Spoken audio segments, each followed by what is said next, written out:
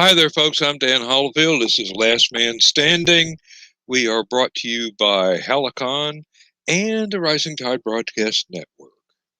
Now, before we get started with tonight's show, I have got to say this may be the last of the untruncated Last Man Standings for several weeks because an emergency at work has required that I go back on swing shift, which means that I will be working rotating shifts, 12-hour days, and when I am working weekends, I will not be able to stay up as late as I am used to doing, working on my 8-hour Monday through Friday job.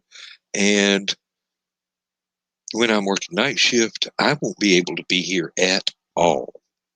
So if you don't see me on Stupid O'Clock, don't bother looking for Last Man Standing, even if it accidentally gets scheduled, unless Joe Dog and John and Skunk decide that they're going to go ahead and do it as the what used to be the Stupid O'Clock After Show. And Joe's got access and John's got access to all this stuff that I use for the theme music and everything that we use for commercials and whatnot. The Rising Tide Broadcast Network commercials, the intermission card, and everything else. So, without further ado, I got Bill here, and here we go. Oh, holy hiatus, Batman! Well, say it isn't so. It's not going to be as much of a hiatus as a random scheduling. Yeah.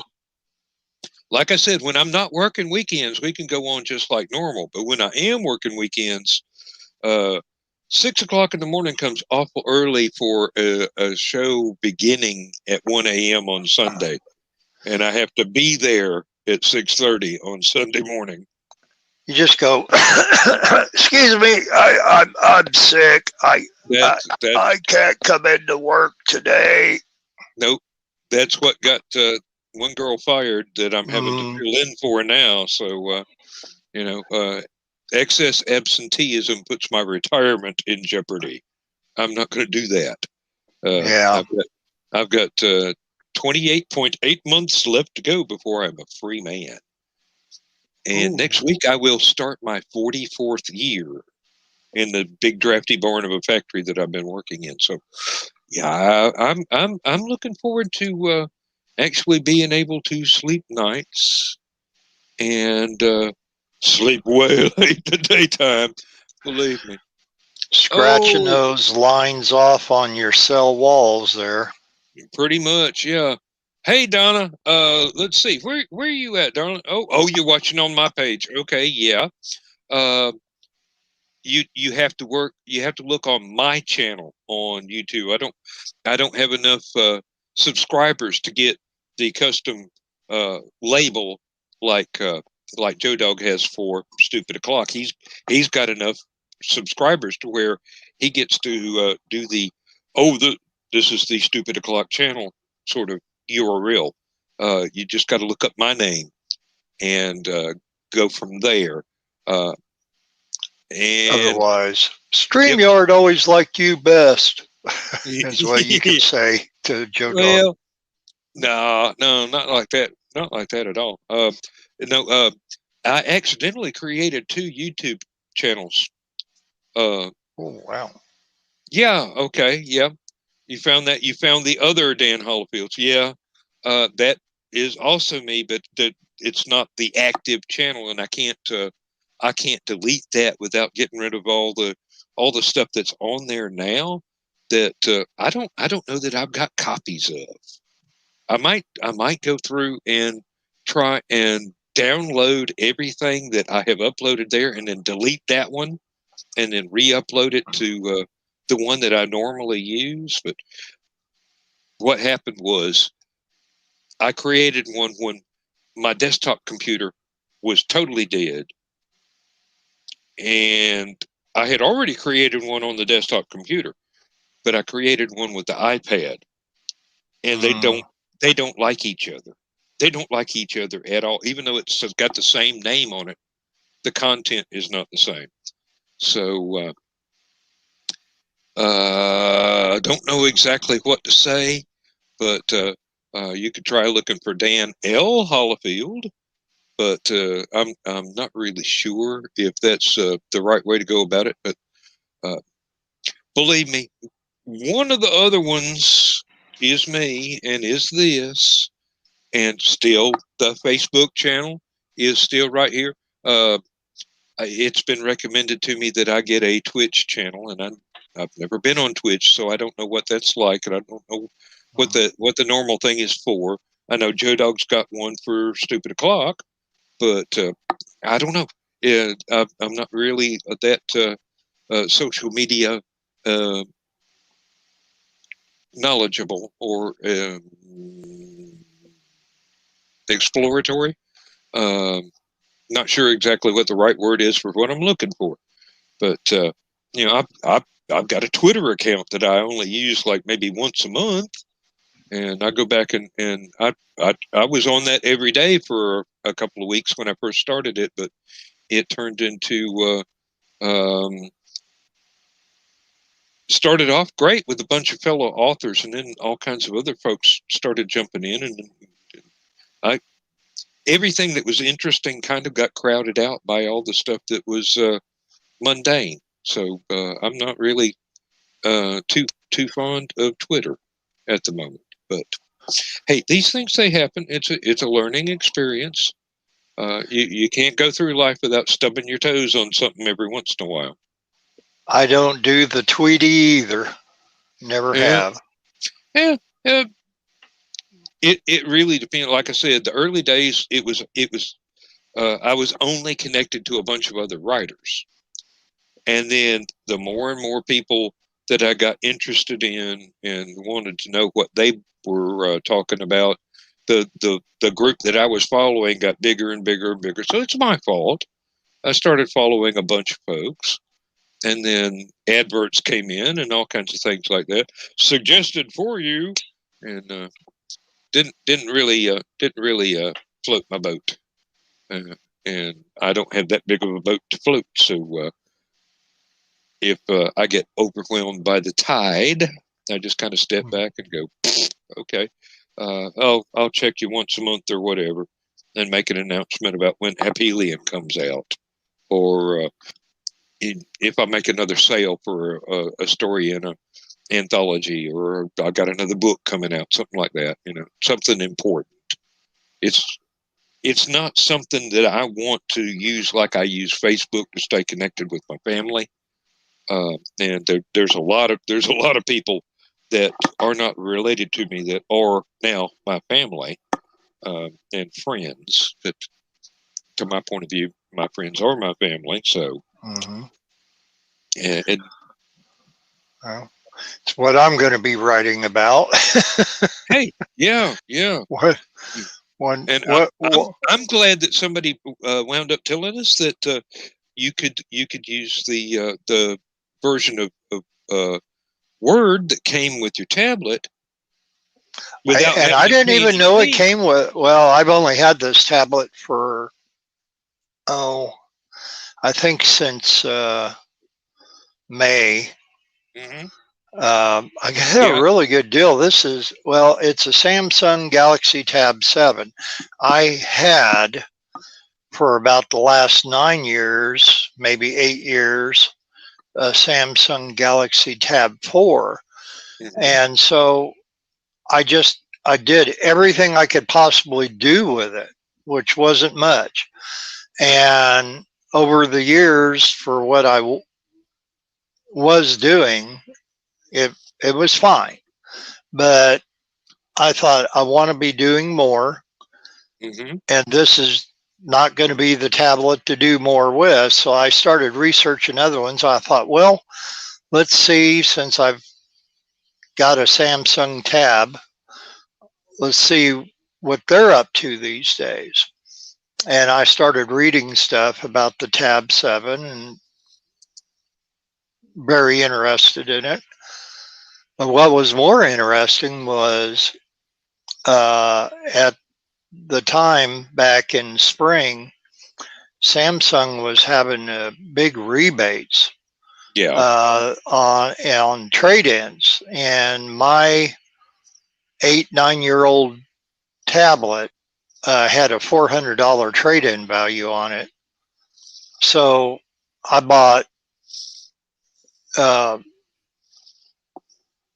$700 tablet and got that $400 knocked off of there, and made things much more financially possible for me with it. So, but I'm still learning stuff on it, and I was glad to see that after everybody that was helping last night in the green room, that, you know, hey, you dummy, you got Microsoft Word on there already.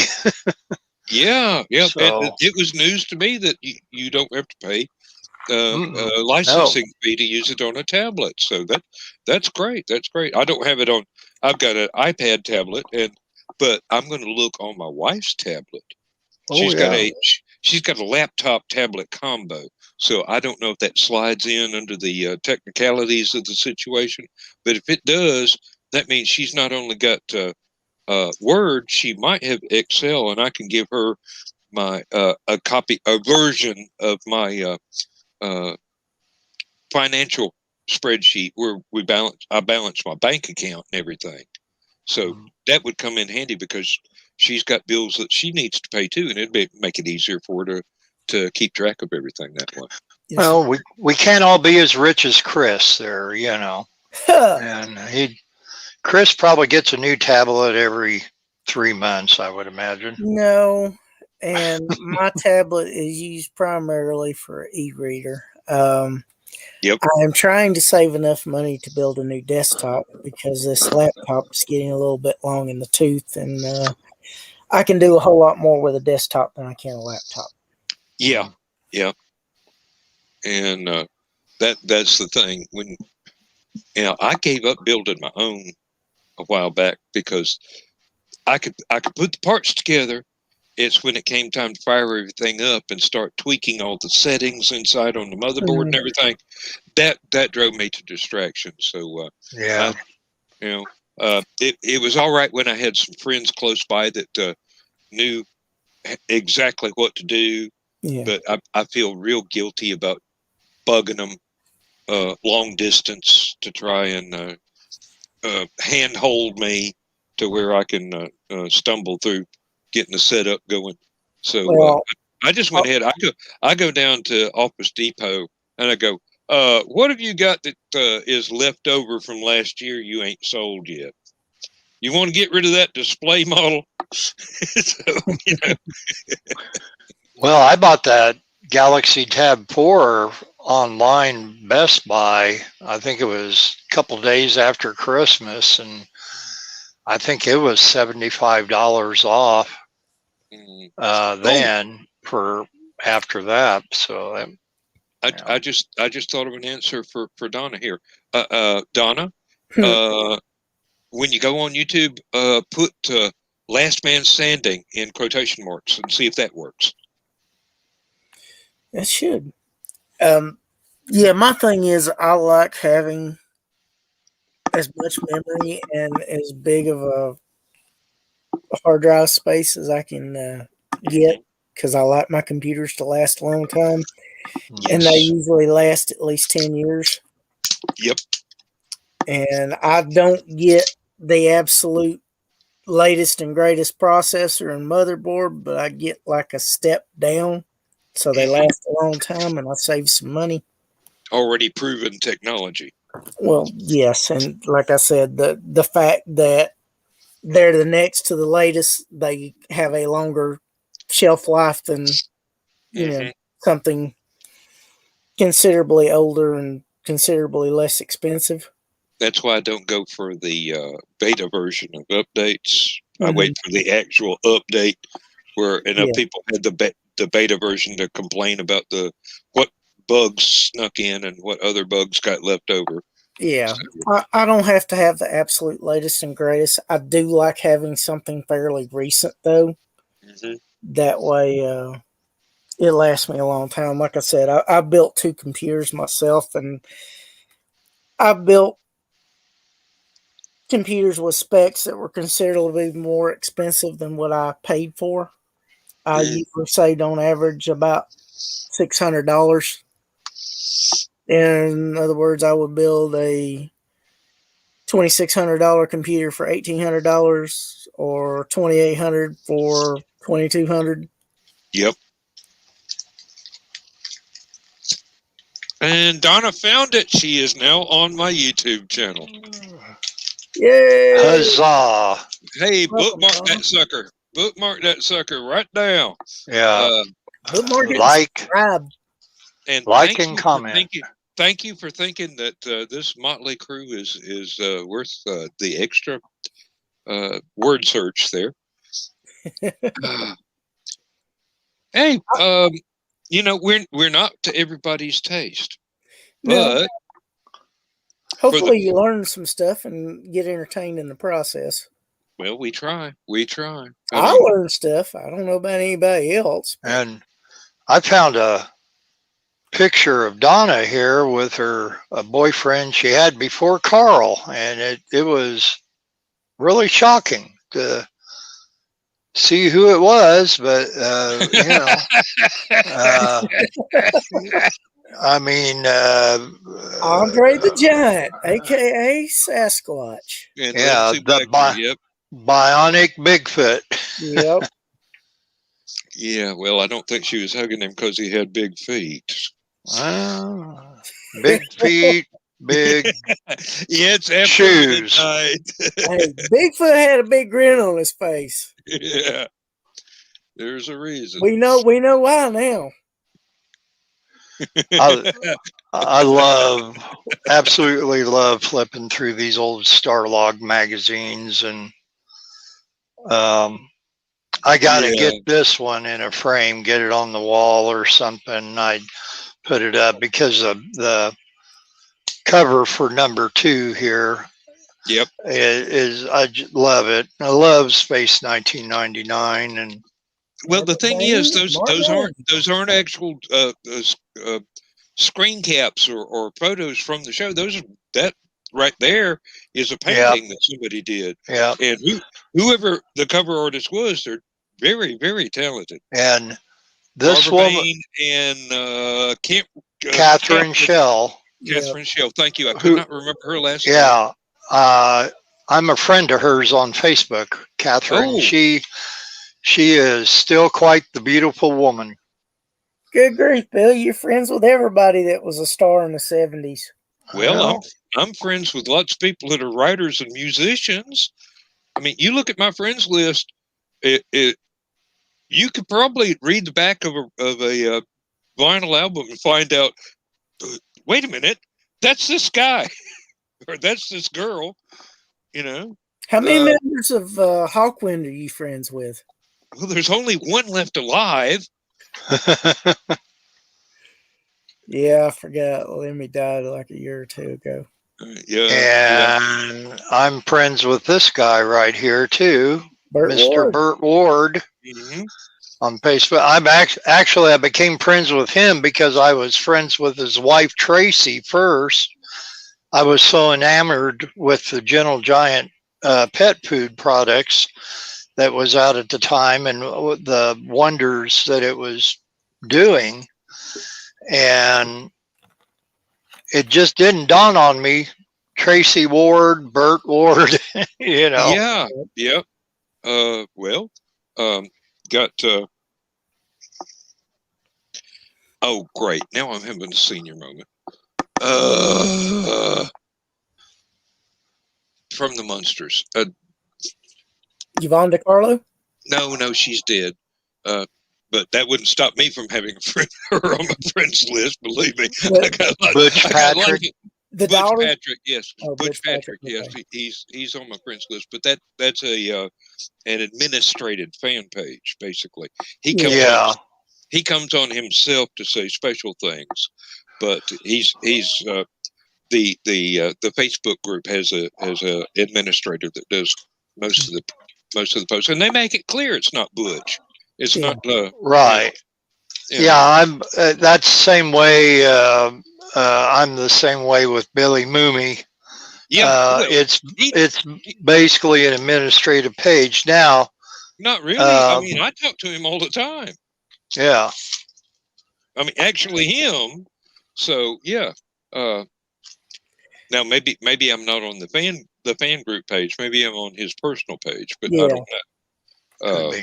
There's a lot of fan pages that I follow of celebrities, but they're not necessarily celebrities themselves. It's usually their people. Of course, the celebrities might pop on from time to time, for all I know. But yeah, Claudia Christian does a lot of her own posts on her fan page. Claudia Christian. Oh yeah, that's awesome. Oh Lord, yes. And if you read her biography about everything she's been through. Yeah, I mean, I haven't read the book, but I have read enough stuff that she has posted to allude to that. That it's one of those things. I'm glad she's still with us. Well, yeah, she went through a time. She went through a really dark time. Well, a lot of people have gone through some really, really dark stuff and come out the other side and remain shining. And I just absolutely enjoy that sort of success story. Not I'm a big star, but hey, I went through hell and I'm still here. That's the kind of success story I really like. Well, I actually went to, I don't know if you remember the old Castlegate Hotel in Atlanta. It's where Atlantic Station is now. It's right before the Brookwood split, where 75 and 85 split off if you're going north. And I know the roads. I don't know the hotels. But anyway, it was actually shaped like a castle. Okay. It looked like a castle. And it was a long time ago. It was one of the first cons that I went to. I probably went to maybe 2 or 3 before then. And they had an impressive guest list. They had her, Dirk Benedict, and John Delancey. I bet that was a fun crowd to party with. Well, yeah, but the thing was, I didn't stay at the hotel, and I didn't get to experience the whole full sometimes, yep, that's a drawback when you're not actually having rooms to where you can party without needing to be able to drive. Well, I was also in college, and I lived on the other side of Metro Atlanta. So. Okay, yep, got that one. I'm friends with Wesley Ure and Kathy Coleman. You mentioned Dirk Benedict. He was with them at a convention recently, and I believe Gil Gerard was also there. Well, Wesley Ure and Kathy Coleman, for those who don't know, played Will and Holly on the Saturday morning Land of the Lost live action series. So when they go to do the conventions, they do these photo ops with them wearing their around the neck life vests, the great big yellow blow up raft with the oars, and then there will be other celebrities. You'll see Wesley and Kathy in there, and then behind them you might see Lou Ferrigno or George Takei or somebody. So Dirk Benedict and Gil Gerard recently was at one of the cons with them. But one person I wanted to show you I'm personal friends with that I had totally forgot. Her birthday was yesterday, and she is the one responsible for me getting her dad's brand new CD that was autographed and personalized to me. Oh, if I can make this work, Jessica Nesmith. Oh, and I am too much of a gentleman to reveal her age, but yeah, that's Papa Nez's daughter. Looks like she's about 16 there, but she's much older than that. Yeah, I'm guessing she's a fully grown adult by now. Yeah, and she is a talented artist in her own. She tours with the band, and also it'd be hard to be Mike Nesmith's daughter without getting a lot of talent in the genetics. Well, her older brother Christian, which I believe Christian was the firstborn of the children of Mike and Phyllis's, and he's also in a band, and so yeah, that whole family. It's just wonderful about it. So I had to make the correction today and post something on there, and there was still people posting on her page today too. So well, I mean, if you just saw the photo, you wouldn't know if Mike had suddenly developed a very young wife, or had a daughter, or was a group. So the young lady was a groupie, or what? But I figured it was his daughter when I first saw the. It wasn't one that you posted, but somebody else had posted the same photograph, and did not supply any background information whatsoever. And tongues will wag. Yeah, so, Jessica definitely looks like her daddy. Lord, yeah. Oh Lord, yeah. And but the whole family's smart and talented. I mean, his mom developed liquid paper. Yeah. Yep. And sold it 3M for a lot of money. Yeah, well, she deserved it. Oh, she did. She deserved to getting paid for what she invented. Yes, everybody deserves to get paid for what they invented. Oh, Lindsay got one look at this. Oh, let me see if I can. Oh, the reflection is horrible. Yeah, that's what I'm dealing with. Is that Constantine? No, that is Grim 101 by our very own Ted Davies, and this is a large size of the illo of the cover art. And my wife took one look at this and it goes, "You're buying a frame, and that's going on the wall." And I go, "Okay, where do I build the wall, honey?" What size is that, Dan? It looks like 8.5 by 11. Okay. That you could get about anywhere. I know the one that Donna was talking about in the green room last night. I was doing some looking on that for her today because I had to go over to. Yeah, I had to go over to Wally World. Oh, they and that, but they didn't have it over there. But what she wanted. I haven't measured it yet. It might be somewhat slightly larger than 8.5 by 11. It might be the diploma size, which is like a half-inch bigger all the way around. They do have document size frames there, but I forget the exact size of them. Well, it's one of those things that I agree with her that needs to go on the wall. Ted does some beautiful work. He does some beautiful work. Yeah, excuse me. I'm waiting for him to release that to the public and that so I can pick up my copy because I wasn't able to get in on the Kickstarter. On the Kickstarter, yeah. I didn't go all out, so I didn't get the actual copy of the manual and the other stuff that went along with it. And I'm kind of sad I didn't, but I wanted to do my part to help him get things going. And he's out in California right now, and he's doing all this schmoozing around with the big wheels out there for his previous comic book, and hoping to get that made into a movie. And the fellow that he's working with insists that they start writing a screenplay treatment for Grim 101 as well, so they can have like a shotgun approach and go bang bang, here's this and then here's this. And we're hoping everybody that is supporting Ted is hoping that this will come off, and we'll be seeing stuff on the big screen with his name plastered all over it. So it would be a wonderful. That would be awesome. With him in Christine, being out there on the left coast, I hope they're safe because I've been hearing about more wildfires out there again. Well, they're in the big city, so oh, okay.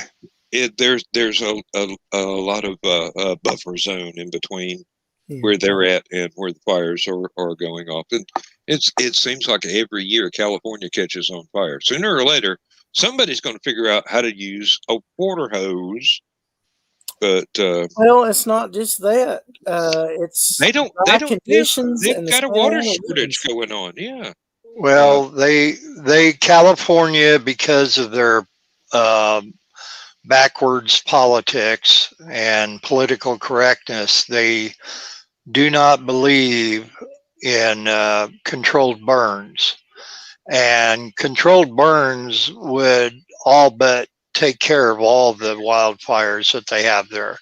I'm not saying that there would never be any again, but not to the degree what they're having now, where here all of us people in Illinois up here are getting affected by the haze and the smoke of it. But they, as long as they continue to have the people, the powers that be in that state, they're never going to be able to control it. It's just absolutely not. Well, you have a lack of snowfall in the wintertime, which adds to the water table and keeps the land less dry than it would be otherwise. And then you have people going camping, setting fires, and then you have the Santa Ana winds come along, and they can take just a little spark and spread it over miles and miles of territory just like that. Yeah, and that's the whole reason for controlled burns, is that when things like what you just described happen, which is quite the norm and has been the norm for 50, 60 years, because Smokey has been telling us about it for that long. If the tinder is no longer there to catch a light, then the fires are not going to happen. Right. Yeah, bare ground is not going to burn. Not easily. Dirt does not burn. A lot of trees do not reproduce unless there is a regular fire. Yeah, they have to burn off the undergrowth, and then the seeds that have been dropped germinate from that heat. And here you got new growth coming up. Plus, they don't have competition to try and sprout up from the ground from. Ecology is a very complicated subject, and most of what I know about it I learned from Dune. But if you can wade through 816 pages, you might learn a thing or two. Mostly about how to ride a worm. A lot of people don't understand that things aren't as simple as they think they are or should be. Well, there's simple aspects to everything, but there's other things involved that make it more complex than one would normally think, and they don't take that into consideration. Yeah, and there's a big difference between opinion and fact. Exactly. And did you ever hear that saying that's it's a shame all the world's problems didn't come along when we were teenagers, when we knew it all? Yeah. Oh, Lord. Yeah. Well, at least we thought we did until we realized there were more things connected than we realized, and the words weren't as dumb as we thought they were or out of touch as we thought they were. Yeah, now that I'm in my 60s, my parents look smarter and smarter every day. Oh, yeah. Yeah. Then somebody said something like that about till I got to be a certain age, I didn't realize how smart my parents became. Yeah, I think the years. It wasn't until I began to have my own kids that I realized how smart my parents were. Yeah. Well, I think it all boils down to when we're in school and it seems like it's going to take forever to get out of it. and they tell you enjoy these years. They're going to be the best years of your entire life, and you're like, you got to be out of your mind. These days take all long, and I want to study all this crap. I got, and then you find out they were right. Yeah, and that's a bitter pill to swallow. And some people won't even admit to it, even if they know it's right, just because they're so stubborn about, I can't let my parents know they were right, even though they were totally right, whether you want to admit it or not. That is why I have refused to grow. I might grow old, but I refuse to grow up. Oh, yeah. It's more fun to be open-minded but thoughtful than stuck in your ways. You've got to have some flexibility. I mean, you're going to go crazy otherwise if you don't. Well, I can still tie my shoes, so I'm doing okay. Well, I'm talking about mental flexibility as well. I know, but I was just trying to make a joke. Yeah, but yeah, it is good. I'm just a little tired, Dan, so I'm a little bit slow to pick up on some of the cues I should normally be picking up on pretty quickly.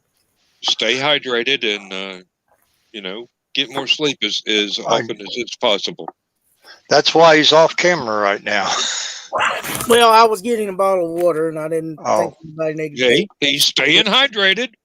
Well, I kind of thought, long as Chris keeps talking while he's off camera, and if I just start moving my lips, everybody will think that's me talking. I'm like, man, Bill does a good impersonation of Chris. You're not going to steal his fan club, I'll tell you that right now. Yeah. They're nowhere in sight. Oh, here we go. Talk about Chris's fan club again now. Hey. Now, the Twitch people aren't on tonight. Oh, they're not? Yeah, I don't have a Twitch channel, so they don't know where we're at. We're in the fortress of solitude right now. Yes. I have no complaints. Yeah, I was watching. You spoke of Tubi earlier tonight, Bill. I was actually watching Buck Rogers earlier tonight on Tubi, and watched the first few episodes of it. Got to see the lovely Pamela Hensley as Princess Ardala, and then the next two-part series, which had a pretty model. I can't remember what her name was, but also had Kenny Rogers' wife from Hee Haw on it, and Jack Palance. Oh, Ganella Hutton. Crab. Ganella Hutton, yeah. Now, believe it or not, 7 miles away is the estate that Kenny Rogers lived on here when he was living in rural Georgia for a while before he moved back to the city. Yeah. And it is now,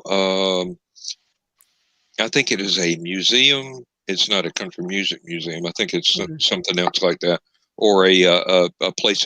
No, it's a place that gets rented out for weddings. And the only other thing that is still in operation is the golf course. And I do believe that there are people that are renting out the horse stables that he bought and renovated. And they're very, very, very deluxe horse stables. Let me tell you, we're talking about football field sized brick buildings. Oh, I'm sure. And they're really nice. And he used to wander around town and go to Billy Metter's gas station, get the best chili dogs in Georgia. And Billy Meadows is no longer in that one location, but he's still in business and doing the world's best chili dogs. Let me tell you, I go over there every once in a while and gorge myself like a pig. I will have to try that out one day because I do like the varsities as well. And there is a place in Albany, Georgia, where I have some family in the surrounding areas called Jimmy's Hot Dogs. I love their hot dogs. Well, you've got to drive all the way to Athens and then go north towards Colbert. And I believe it is Highway 72. And if you're coming from Athens, it'll be on the right-hand side of the road, and it is right next to a place that sells custom-made and wooden lawn furniture and things like that. Just really beautiful work. I mean, they make all the stuff themselves. So it's not like it was made from some factory. They are the factory. The 4 or 5 people that work there. So it's good craftsmanship. Very, very long-lasting outdoor furniture. And there's a few other things in the there's a couple of used car lots in the neighborhood too. But you know, unless you're in the market, you don't really want to pay attention to a used car lot on the side of the road. It depends on the used cars they have available. Well, we're out in the country, so it could be anything. Not a lot of used cars anywhere right at the moment. There a lot of people are in demand for them. We come back through coming down from Elk Grove Village, and we went by one of those Carvana lots and could not believe how empty they were. It's because of the shortage of chips for the These would be the cars that don't need a chip that age. Yeah. And usually they are full, and they are not affiliated with any big major chain or anything. So I would be interested in some 70s and early 80s models vehicles. I don't know if they have those around though. Could be. I mean, I'm out in the middle of the country. You could find anything out here, from a T model to last year's Thunderbird. You know, if there was a last year's Thunderbird, I don't know. They've been out of production for a while now. Yeah. Again, the revamp they did in the early 2000s was popular with a few, but not nearly as popular as previous model years were. They were trying to do a retro thing with the Thunderbird again, the way they were doing with the Mustang and the Challenger and that. Well, they needed a 2-seat too, and you need a back seat for a Thunderbird. Yeah. Well, yeah. Which I remember American Graffiti. Yeah, you need a back seat in a Thunderbird. Well, and when I'm always going to be a Mopar fan first, and with me it's Mopar or no car. But having said that, when they came out with the retro-looking Charger, and I saw 4 doors, I'm like, no. Chargers do not have 4 doors.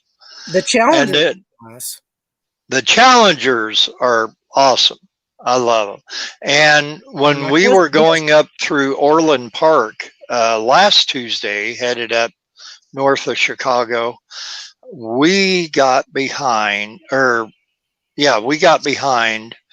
retro Ford Mustang that was the special edition Bullet Mustang, the same whatever Ford green color that they used on the 68 Mustang in the movie Bullet. Yeah. And on the back lid, there's a great big round emblem there, big badge.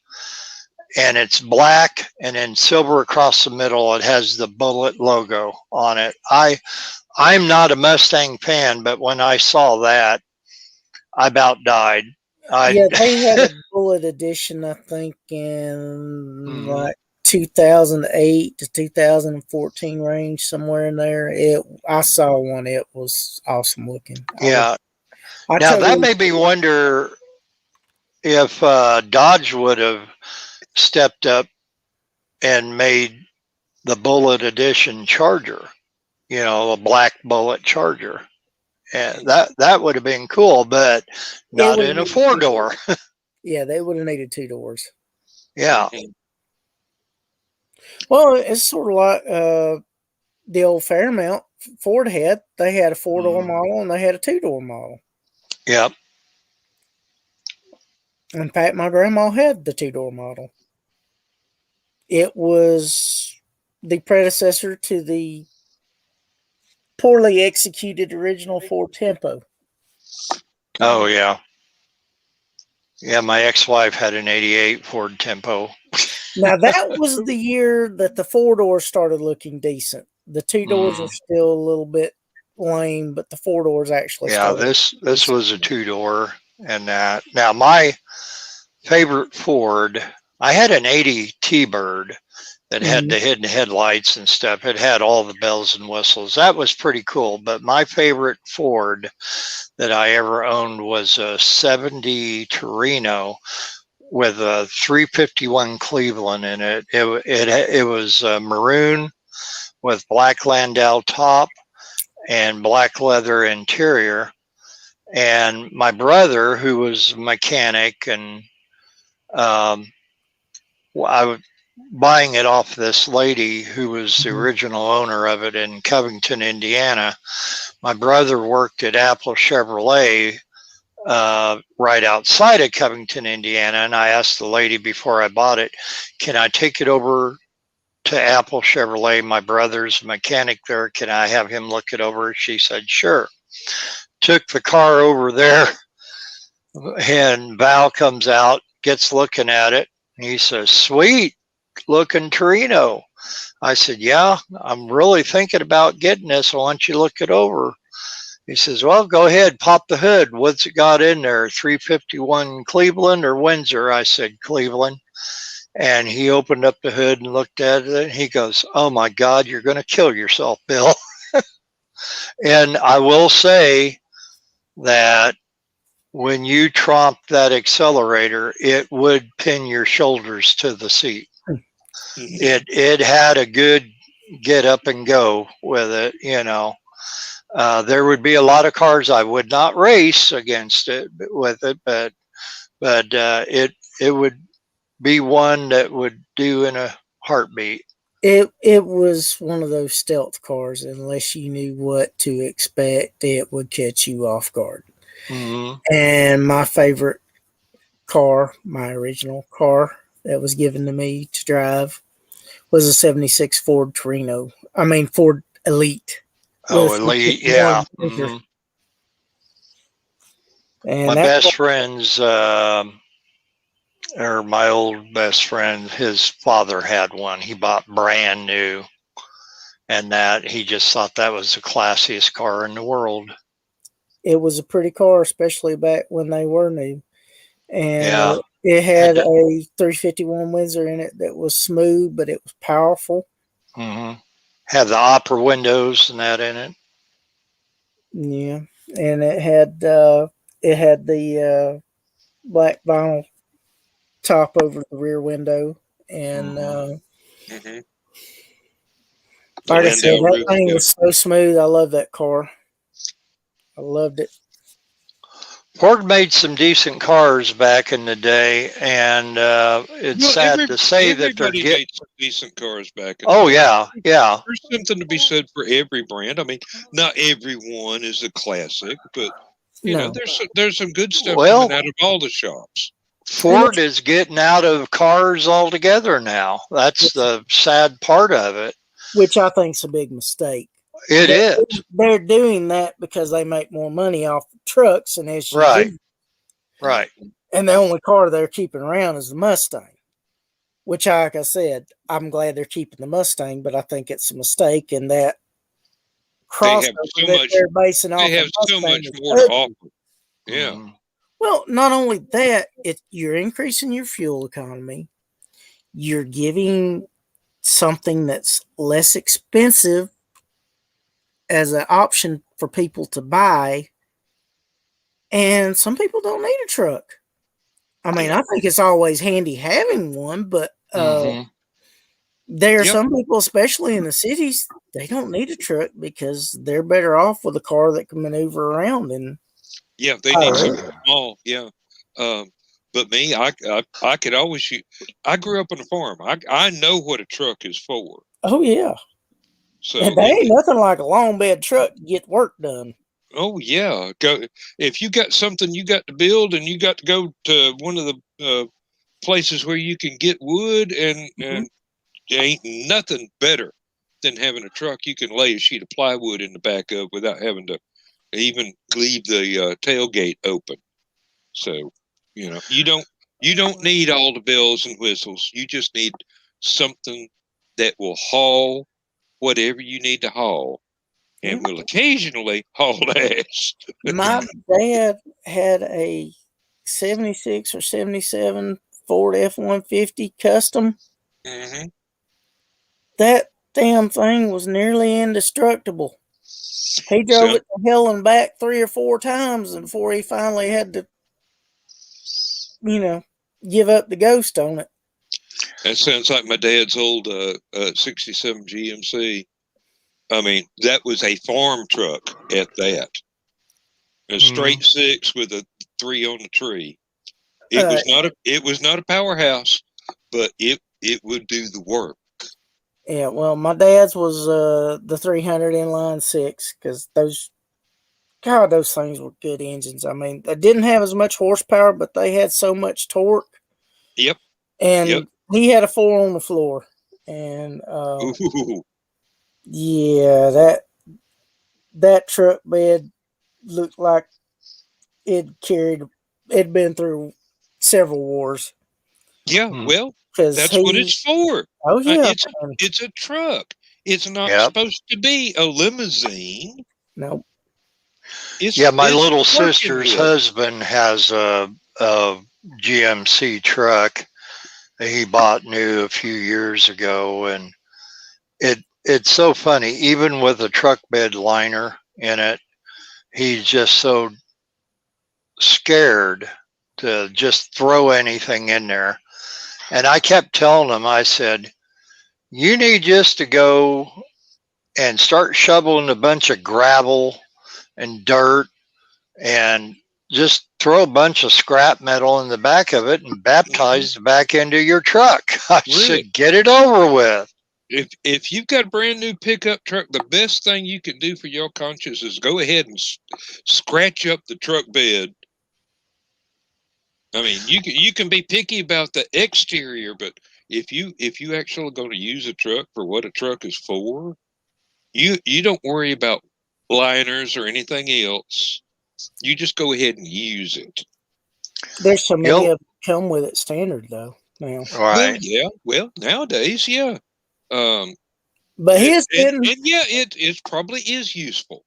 It probably is useful, and it probably does protect a lot of the interior of the bed from extraneous damage that you don't really want to see, and corrosion. Yeah, and but yeah, my dad probably put over 200,000 miles on that sucker. Oh, we had it for 20 years at minimum. We had this one. There were several years in a row where there was farmers wanting hay all over the Southeast, and we had hay fields, and we do the square bales. Mm-hmm. They're easier to handle and load. Mm-hmm. And we would load that sucker up, and it would have 100 bales of hay on it, on a normal size pickup truck. Mm-hmm. And we would drive it from Athens, Georgia to Knoxville, Tennessee with a load. And, wow. Yeah. And you could not go very fast because with that big a load on it, the springs are way down close to being where the tires are scrubbing. Yeah. And the front end is going just a little bit light because all the weight's in the back. So, I told Dad we need to get some railroad ties and strap to the front bumper to give it a little bit of weight so we can steer real well. But he said, "Oh, that's silly. That's silly. We just go slow. We're not in a hurry. We know the way. The hell, the truck knows the way. We can go to sleep and let it drive." Sadly, I've only owned one truck in my life, and that was when I didn't really need one. But it was just it was an old beat up 1970 Ford Ranger that my neighbor had, and he was just wanting to get rid of it. And I said, "What do you want for it?" "How about $200? I'm like, "Sold." He goes, "What are you going to do with it?" I said, "I haven't a clue." But I said, seen you with it and do so much with it over the years, I know you've taken care of it. And now this is back when a Ranger was a full-size truck. Yeah, I knew what you're talking about when you said 1970, because they didn't come out with the original Ford Ranger till like 82 or 83. Right. Good night, Donna. Good night, Donna. Good night, Donna. Sorry to bore you to tears by talking about cars. Yeah. There's a bunch of guys talking about trucks. But yeah, the Ranger and Explorer were actually trim levels of the Ford F series trucks, the full size trucks. Yep. And they used the Ranger for the small truck after they quit having Mazda make the Courier for them. Mm-hmm. And then I had one of the little ones. It was still handy. Yeah. It wasn't big enough, but it was still handy.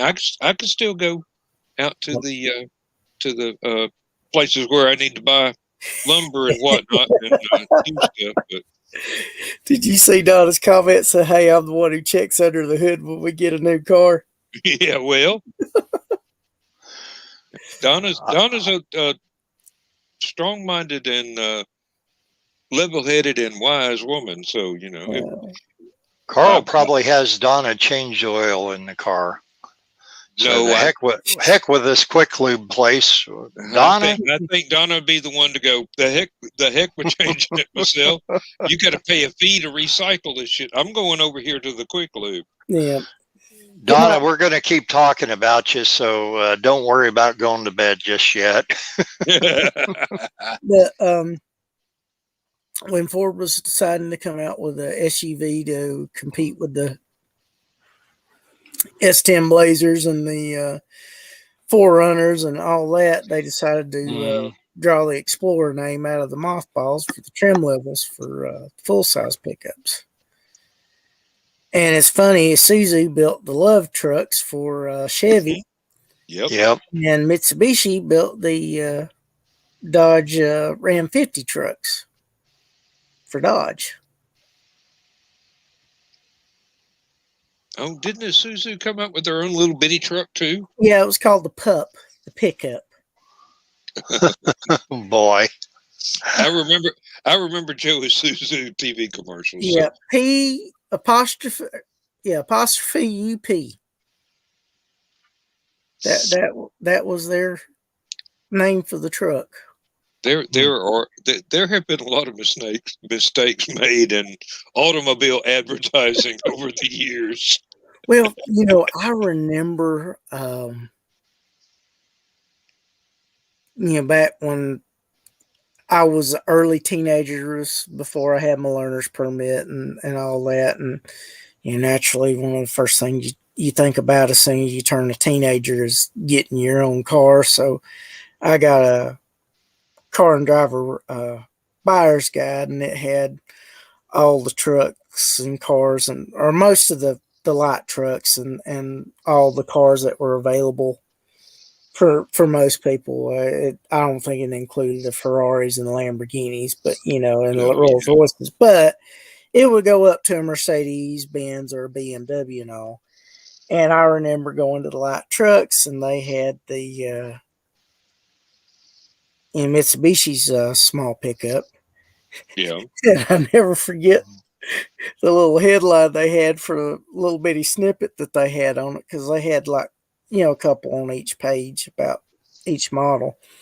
And it said Mitsubishi. Oh, wow.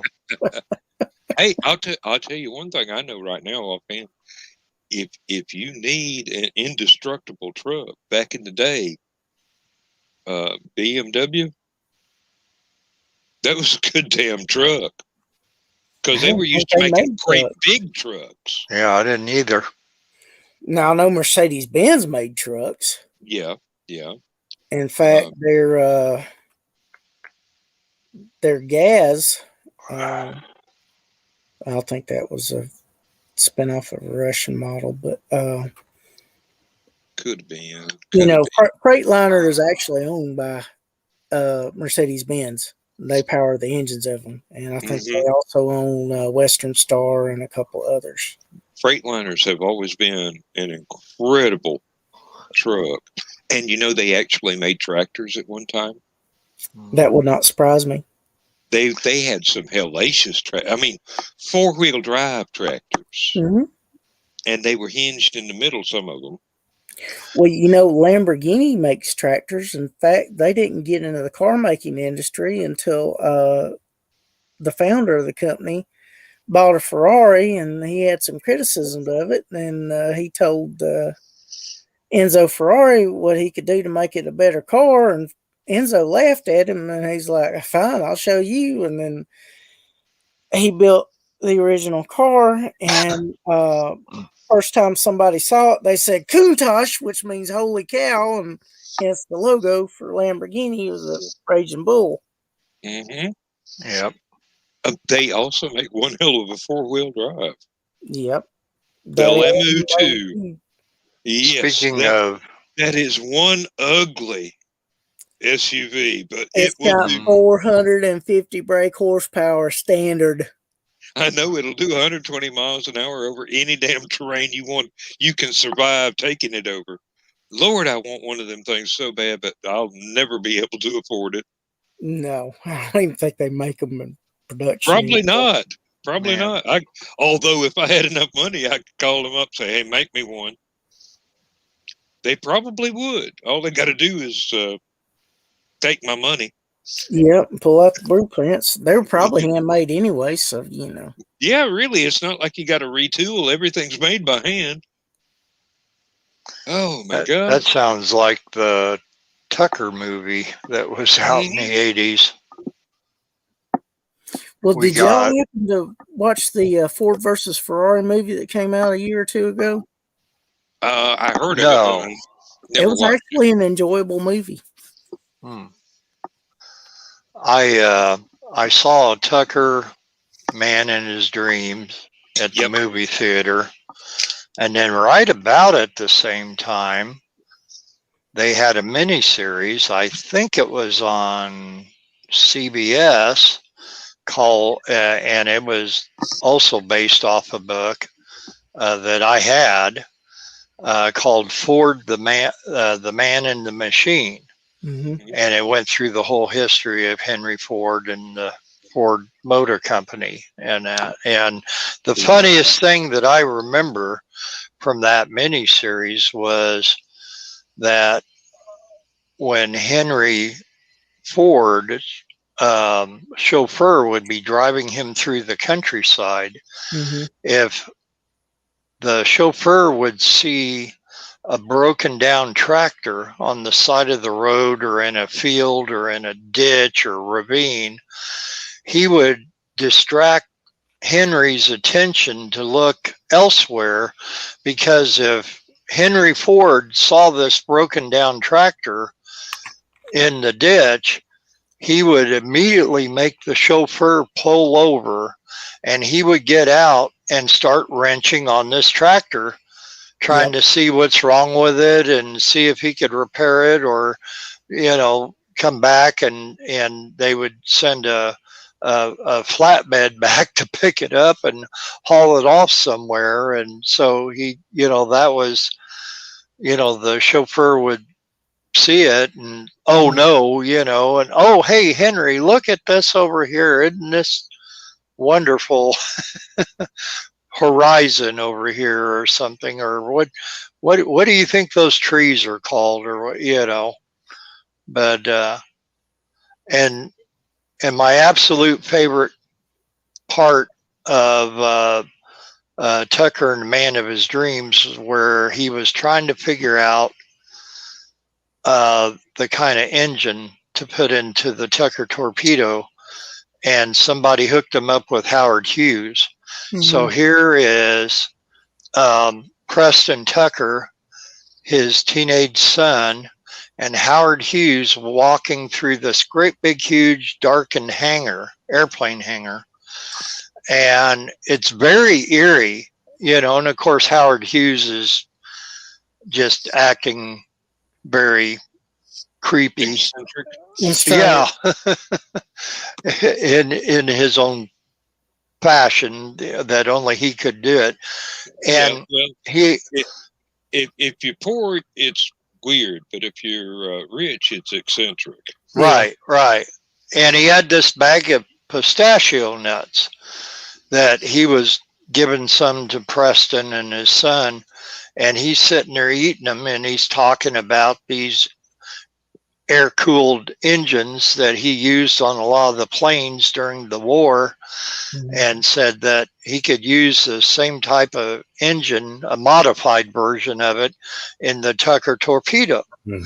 And going on talking about it, and then all of a sudden he stops and he looks at his fingers and he says, "It's funny, I can never get the blood out." And he's referring to the red stain coming off of the pistachio nut, staining his fingers red. And then you get finally up to where they're walking up to, and you see this humongous, monstrous thing behind them, and it's the spruce goose. Yep, that's exactly what I was going to guess. Oh yeah, it is. I can't wait for that scene, and I could watch it over and over again. That was one of my favorite things in the Rocketeer movie, where he grabs the model and goes down the little glideway there, and the damn thing actually, the model actually flies, and Howard, the actor playing Howard Hughes, is going, "Well, I'll be damned, it will." Yeah. Aviator is one of my favorite movies as far as anything about Howard Hughes, and that to me really, I like DiCaprio a whole lot better in The Aviator than I liked him in Titanic, and he was great in Titanic, but this really showed his acting chops when he was in that movie.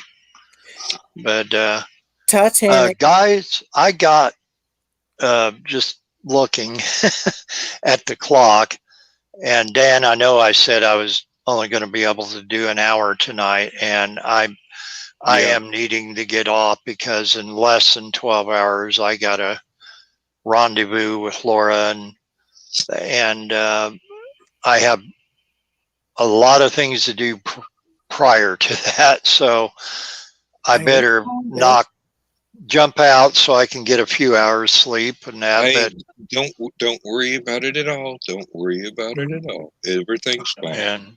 And thank you once again for having me on and here and on Stupid O'Clock as well. And wish you and Chris and anybody else out there watching and listening to have a wonderful night.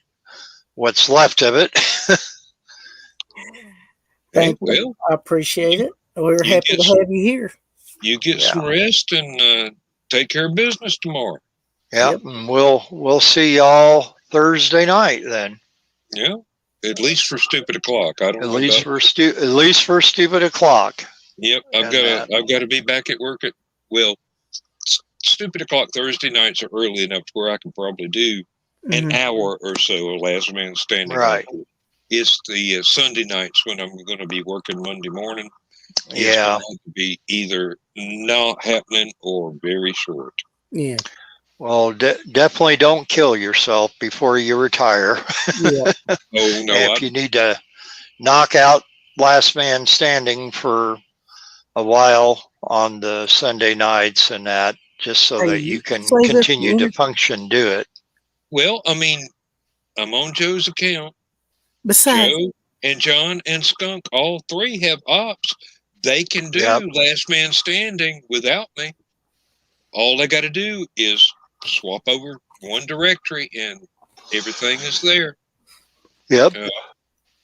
And I'm sure between the three of them, they can figure out a whole lot more than what I've been able to figure out since I've been actually doing this by myself here. So they got the experience on their side. I'm still figuring stuff out. Besides, I want you rested so you'll be fully prepared for Hallowcon. There you go. I'll be fully prepared. All right. Now, what I want to know is, are we actually going to do this damn chili cook-off with 15 people, or how many people are wanting to get in on it? I don't know how many people want to go in. As far as I know, it's you, Josh, John, and myself, and I haven't heard about anybody else.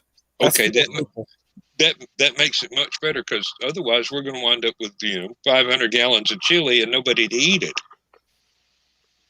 But I'm thinking we might better do that Friday night, because Saturday night, people recovering. Saturday night will be party night, basically. Yeah. If I was able to come, I would do a pancake cook-off, but unfortunately this year... you would win, because I can't cook pancakes. That's one of the secrets my mother never imparted to me. It took me quite a while, so it didn't come overnight. But guys, I can have a good evening. Lego my ego, but that's about it. Yeah. You have a good night. Bye, Candias. Yeah. Bye. Have a good night. But as far as I know, it's just us four that's talked about it. Okay. Well, that's a lot more manageable. Yes, it is. Yes, it is. And I don't know what size crock pots John has got, so because I'm not bringing my wife's, because I want to be able to live when I get home. But I was thinking that pretty much all my ingredients would be in Ziploc baggies or anything. Hello, Ace. Hey, yeah. Hey, Ace. Just now joined us. You need to get on here, Ace. Yeah, really. You need to bite the bullet and get on. He's been on here before. Well, and I don't remember if it was Last Man Standing or Stupid O'Clock, but we have seen Ace online before. Here, on screen. Very nice fella. Very nice fella. Well, I haven't. You have. I have not had that privilege yet. Well, I spend a lot of late nights, I'm a natural born insomniac, so. I'm a night owl at heart, but as I've gotten a little older, I need a little more rest than I once did. Yeah, well, that's why I go to sleep in the middle of a damn show. Give me 5 minutes. Well, I nodded off during the green room last night, so don't. So did I. Didn't you? Were asleep when I was, wasn't you? You didn't get to see him wake me up. But I was just tired. But I managed to wake up to say goodnight to everybody. So. The green room only. Yeah. Well, that's why I missed it. Usually it's so late when I get on the green room that it's. It's usually close to 1 o'clock. Yeah. But I love the free format for the green room with the anything goes rules, and I can't pull it off here because this is recorded. Yeah, and it is broadcast. Yep. All your sins revealed. Yes. That's why I try and be careful what I say on these shows. Yeah, only reason you got to worry in the green room is if Carl thinks you said something especially witty and posts about it the next day. So well, it's been kind of mild the last 2 Fridays that I've been able to be on. Yeah. We were talking about the friend that had some issues that she needed help with and wasn't necessarily looking to get much help with, and then last night it was pretty much just a ordinary conversation, nothing out of the ordinary, and unless something happened while I was asleep. Hey, ain't no telling. Ain't no but telling. I don't know. Because you can't catch the rebroadcast. Yep. Oh yeah, Ace, you're exactly right.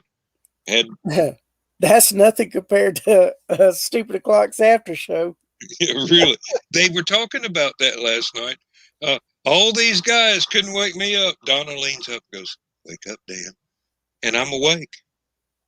Y'all were playing air raid sirens and all kind of bullshit, and I was not paying any attention. All it took was the pleasant voice of a female to rouse you up from your slumber. I'm going, "Hup, everything's at attention now."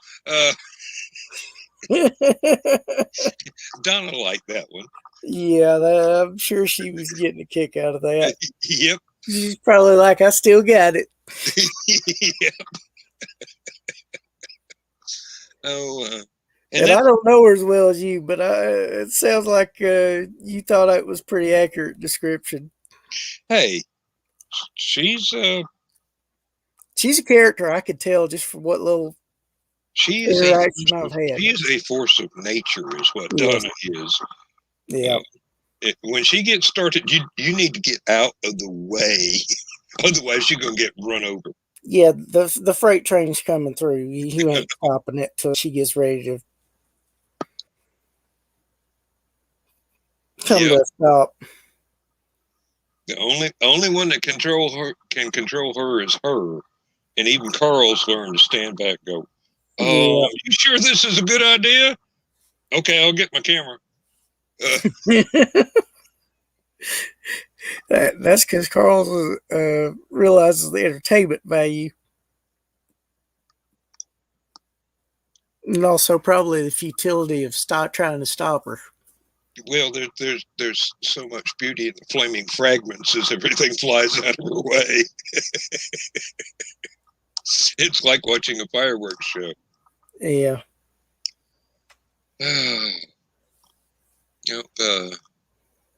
Now I'm hoping that I get as much work done on doing the editing for the re-release of my Spaceport Bar stories is I got done today, because I was not expecting to get anywhere near the amount of work done that I did. I told William it would take me about 2 weeks. I got 15 out of 17 stories done today. That's awesome. And it was not go in and correct one word. It was go in and go, oh my God, I've never seen so much blue and red in a manuscript before in my life. Click here, click there. Oh yeah, that's definitely the wrong word. Oh, that's definitely the wrong M dash. And I did not know how many times I use ellipses and M dashes and Oxford commas before I started editing my own stuff. Wow, sounds like you were in the zone, though. Well, yeah, I was sitting here going, well, it's going to rain any minute, or it might not. I don't care. Lindsay's watching her soap operas on the Roku. No, her soap operas are like Emmerdale, and it's all British stuff. I mean, yeah. Dad's Army and LOLO and a lot of things, stuff that I would only know about from PBS if I was lucky. Yeah. But she grew up with it, so. But she's got all these things. Go in the It'll be your birthday. Oh my Lord, young man. I'm sure that everyone will make it special for you. Yeah.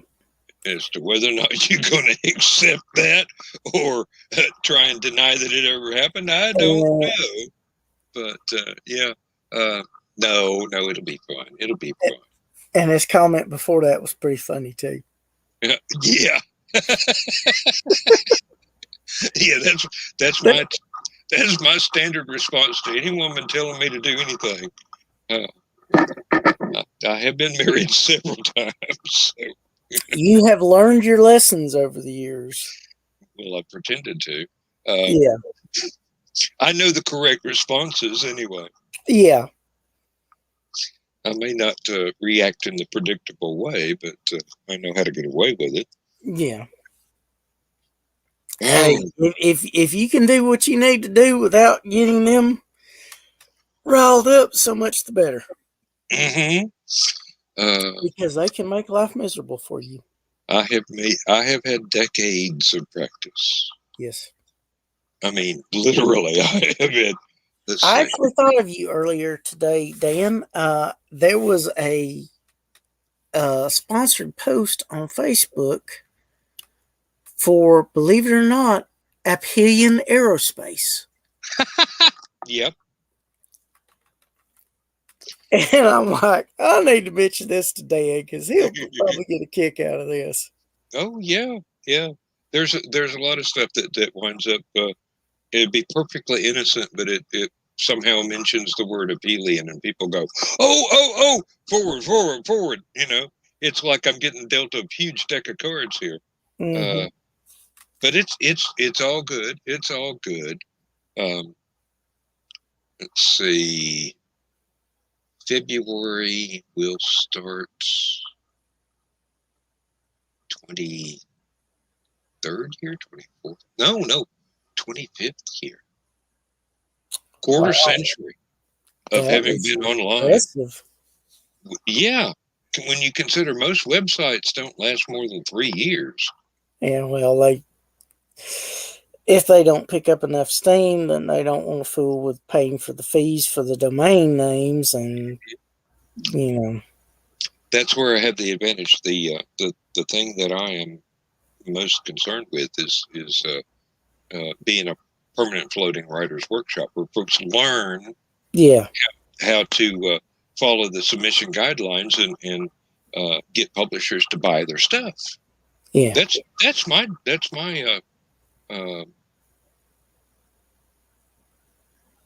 well, now I've lost the word, but aphasia is a horrible thing. How does this sound? Raising the air for your webzine. Yep. And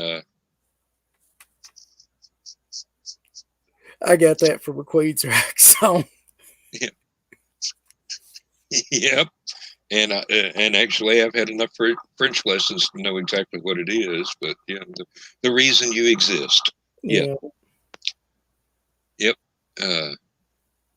And that's exactly right. That is exactly why I do it.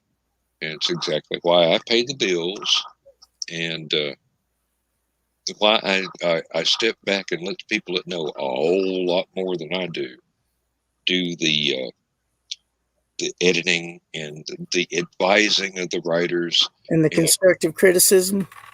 Yep. That you don't provide? Well, I can't. See, that's the thing. I can't go in and do the constructive criticism because people that would be had never submitted before would go, oh, well, this is what he likes. This is the kind of story we need to write. Yeah. Nothing could be further from the truth. No, yeah.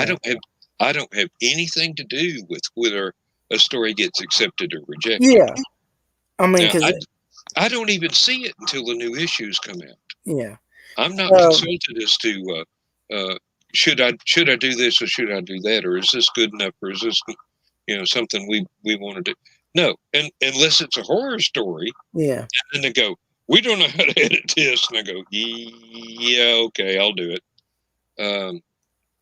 Because none of the folks that are on the staff are very comfortable with horror stories. Yeah, well, that's understandable, and getting back to your point, you're wanting people to find their audience because they might have something that appeals to an audience that maybe isn't your standard type of audience.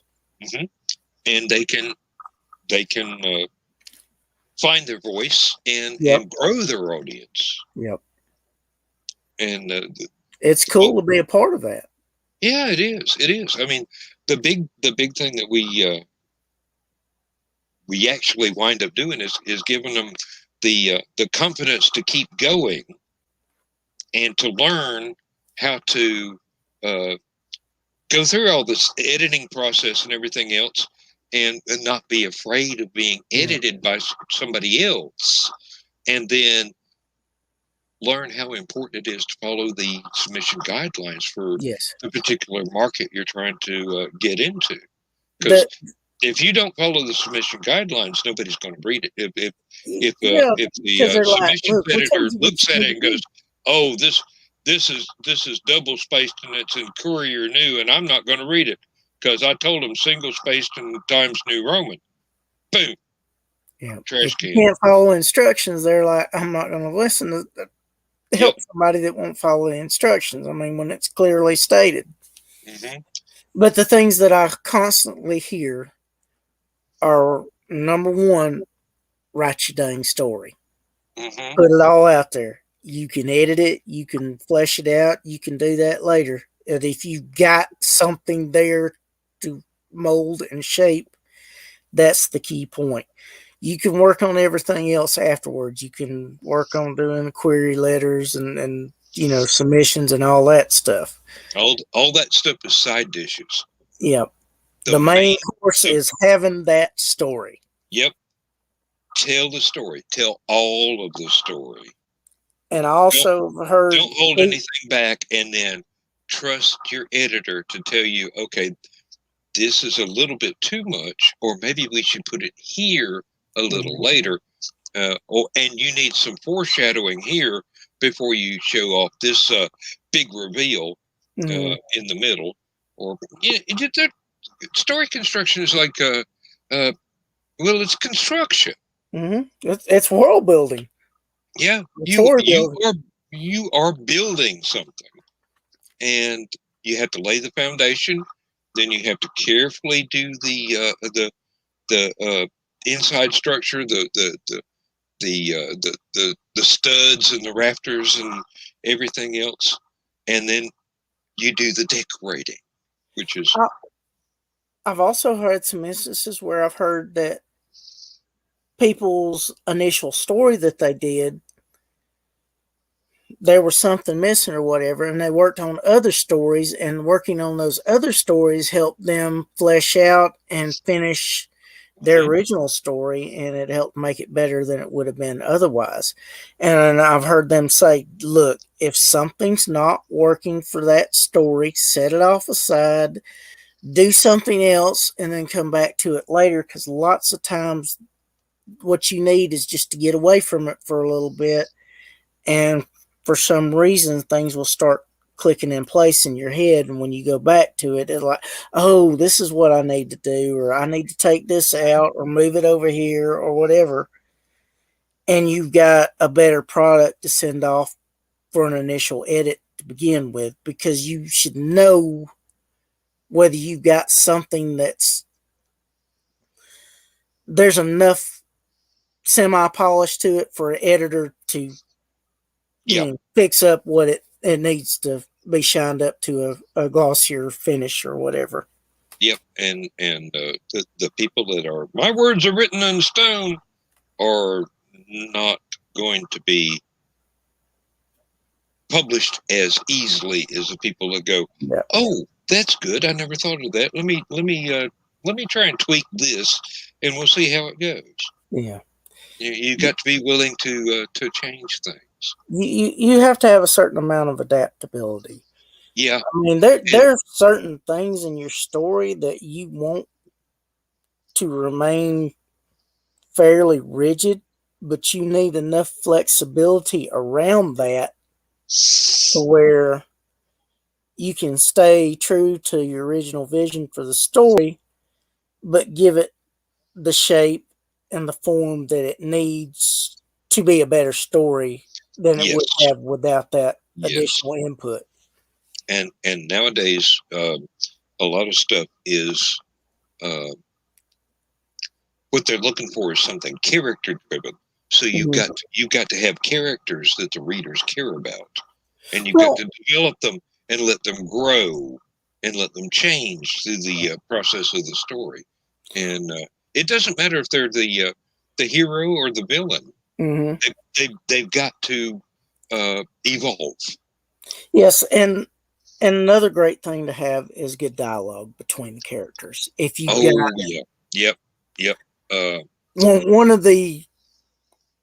one of my go-to fantasy novels is the Belgariad by David Eddings, because I love his dialogue between the characters. I will literally, even after reading it,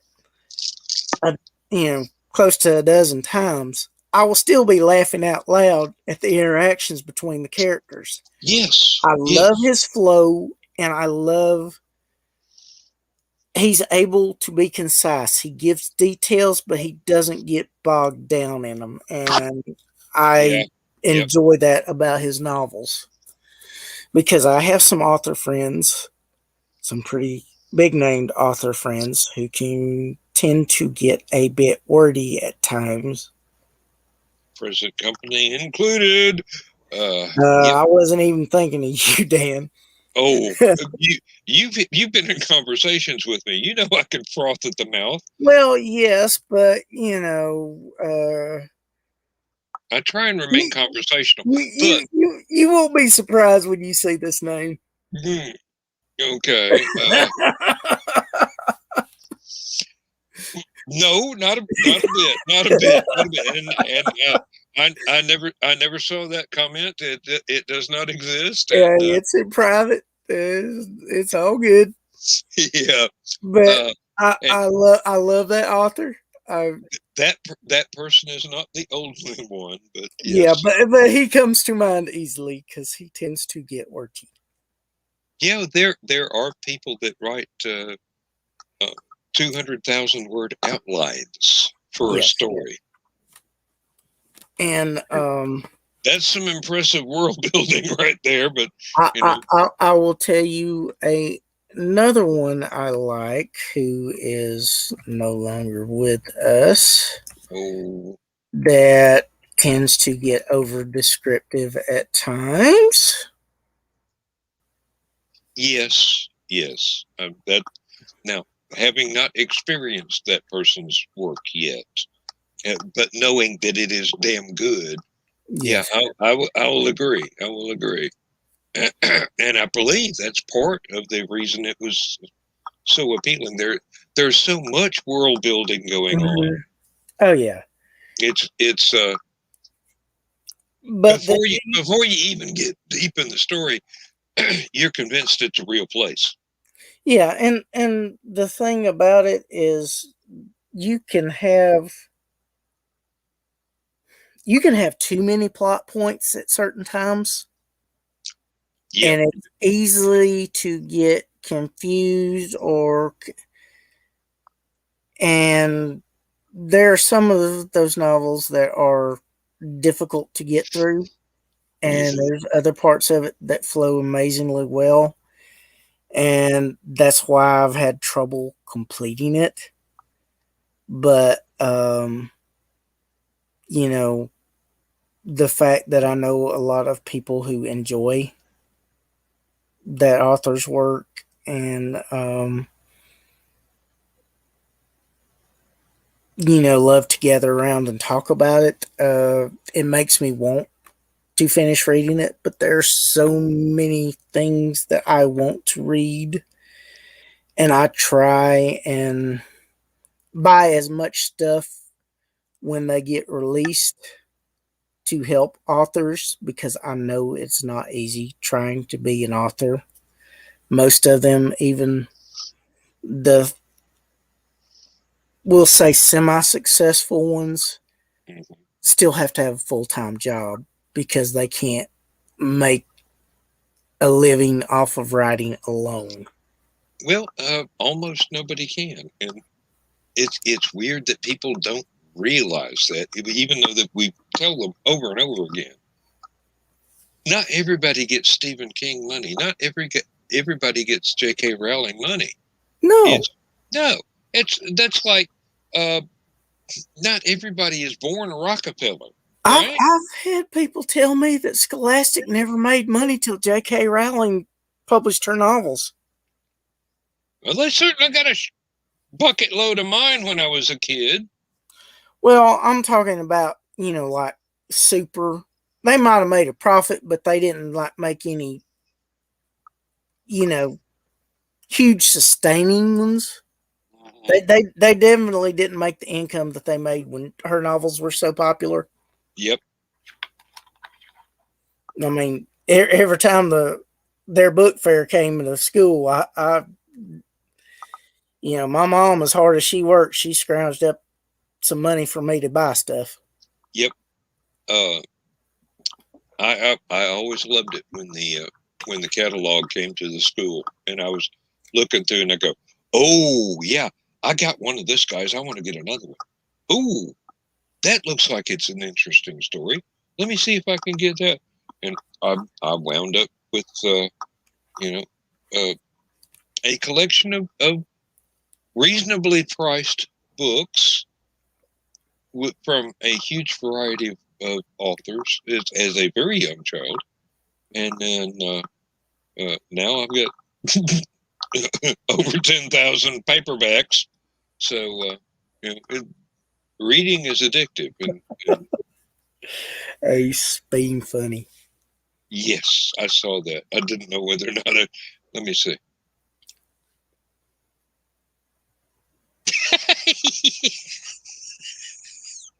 Okay, Ace.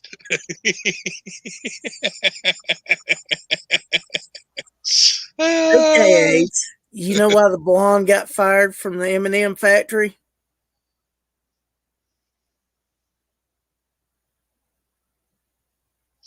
I've got to know. Go ahead and finish the joke.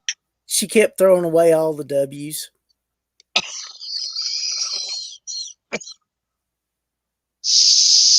You're a cruel man. Do you know how to make a blonde laugh on Saturday? I know one way, but I'm sure that's not what you meant. Tell her a joke on Wednesday.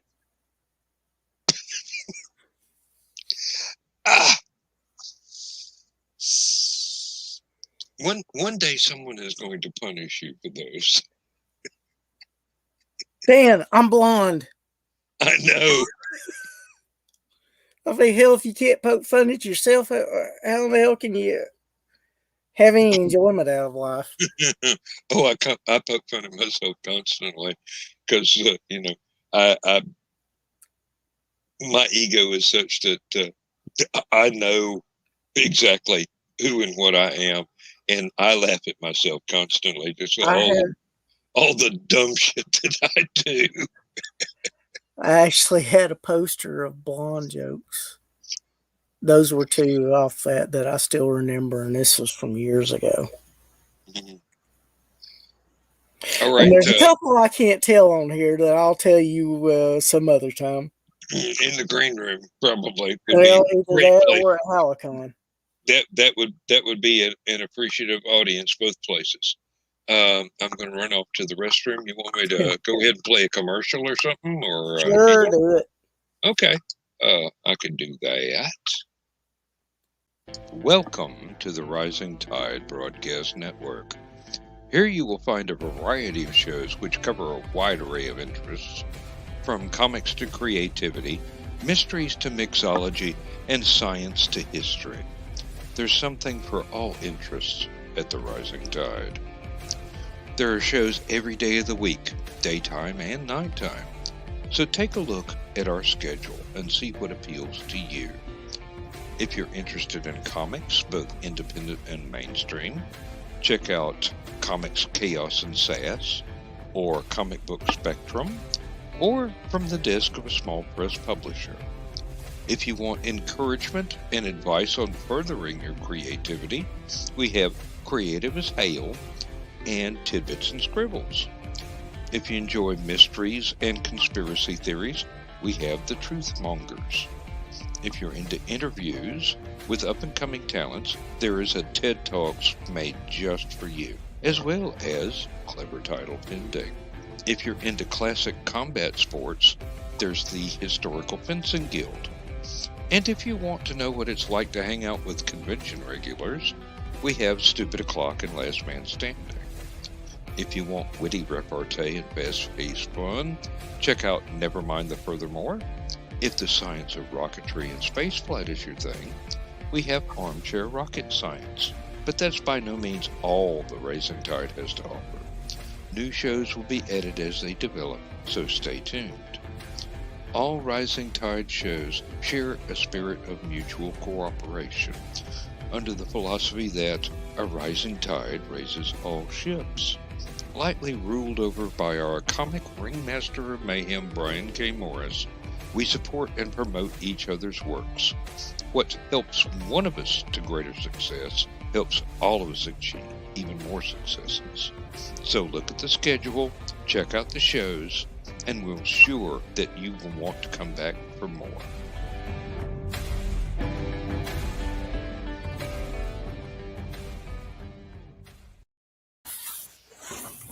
Made it back. Oh. Just a hair before I did. Yeah, just barely. Yeah, I decided that I'd make those damn things long enough to where I could get back from the bathroom. Of course, you did good. Yeah. I've got another one here that is called intermission that goes on for just a hair longer, just in case there are those physical emergencies that crop up from time to time. Ace Bonnie's getting into the act again. Oh, okay.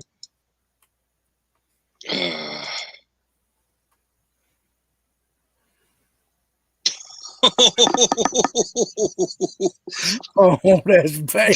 That is cruel. That is cruel. Oh. Look at the one before it. Yeah.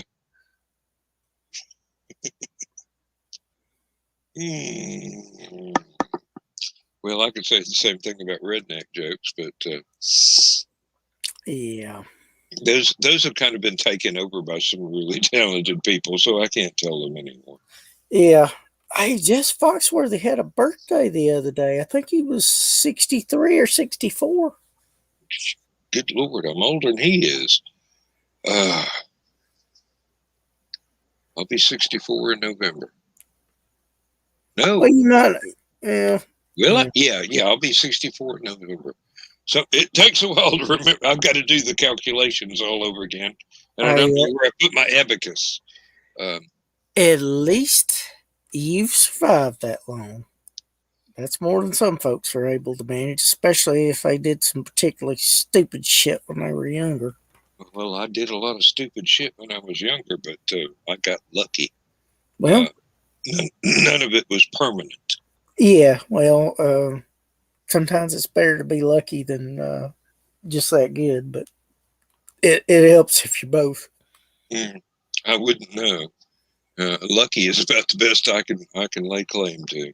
Well, sometimes you got enough brains just to apply it with enough luck, get you out of some scrapes from being as bad as they could have been. Like I said, I've been lucky. Well, I was too. Like I told you, I used to walk downtown Atlanta at night. My great aunt and her daughter used to tell me that I walked where angels feared to tread. I would agree. And that's probably the reason you survived. Oh my God. Oh, yeah, that one.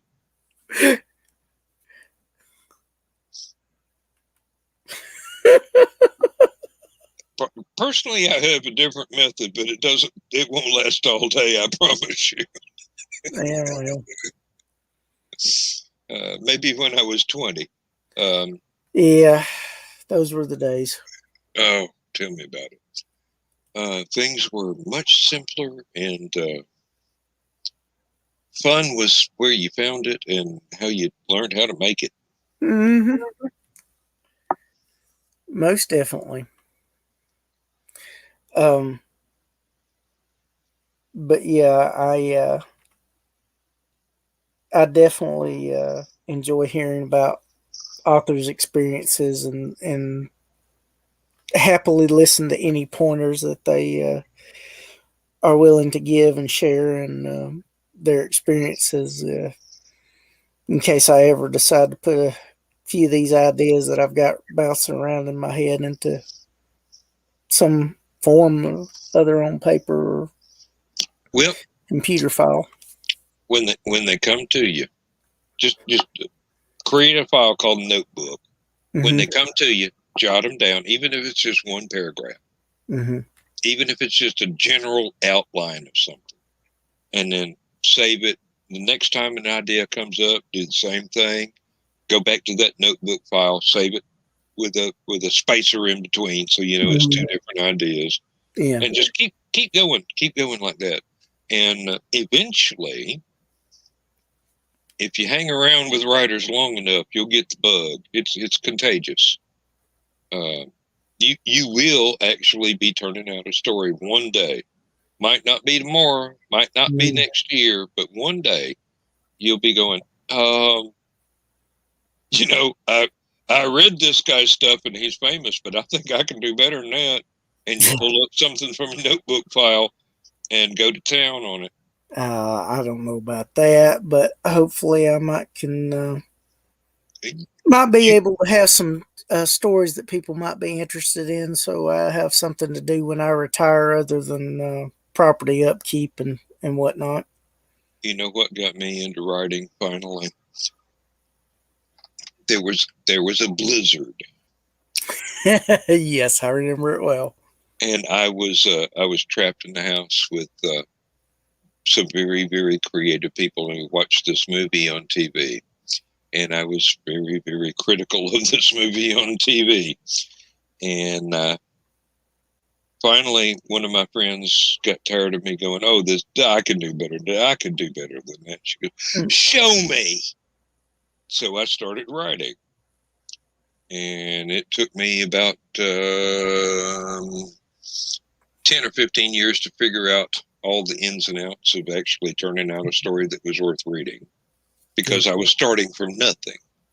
I had never taken creative writing classes before, anything like that. I'd never even thought about trying to tell stories before. But then it was like, okay, challenge accepted. So I did, and I worked at it, and I worked at it, and I worked at it. I threw a bunch of stuff away, but eventually I had something that I thought could top that stupid movie. So, yeah. And there are a lot of stupid movies, and some of them aren't that good. There are a few that are stupid and good and funny, like Airplane. Yeah. That's exactly the thing. There are some movies that are good because they're stupid. Yeah. But there are some movies that are horrible because they're stupid. Oh no. There was a movie I remember called Alien from LA. It had Kathy Ireland, the swimsuit model, in it at her most beautiful ever. I mean, and even her hotness couldn't save the movie. Yeah. And there was another movie that was stupid that had some British comedians in it. One was pretty famous, Mel Smith, I think his name was. It was called Morons from Outer Space. Oh, I think I remember that one, but only vaguely. Oh, God, it had a scene. It was so stupid, but it was funny because that guy was able to keep a straight face. How the hell he managed to do it, I don't know. BBC training. They use whips. Oh, my God. It was. You smiled. I still remember that scene. That was probably the funniest and most stupid part of the movie, but it stuck in my head. Oh, do you remember? Let's see, Kentucky Fried Movie. Oh yes. And another one that came out almost at the same time that was in competition with it, the Boob Tube.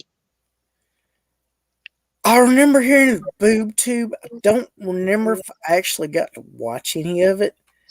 Okay. I think I do remember one scene from Kentucky Fried Movie that had Rosie Greer, the football player, and it was later in the Bounty commercials. And he came home, rang the doorbell, and he had a white dude's head right next to him, and his wife took one look at him, shook her head, said, "You getting the more shit." That was because of the movie The Amazing Two-Headed Man. Yeah. Yeah. There were in-jokes galore in that, in both of those. Yeah. But okay, Yeah. Okay. Take Kentucky Fried Movie. Mm-hmm. Remove about 35 IQ points, and you've got the boob tube. Okay. I may have to watch it just so I'll have it. Just so you can experience the IQ lowering points yourself. You've heard of the cinema category, cinema la bad. Mm-hmm. You know, stuff that's so horrible you got to actually watch it. I think Plan 9 from Outer Space was one of the original ones that was put into that category. Oh yeah. Plan 9 from Outer Space originated the category.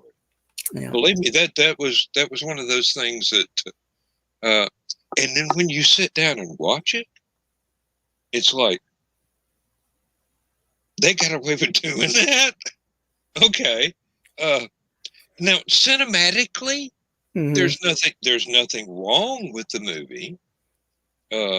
It's just that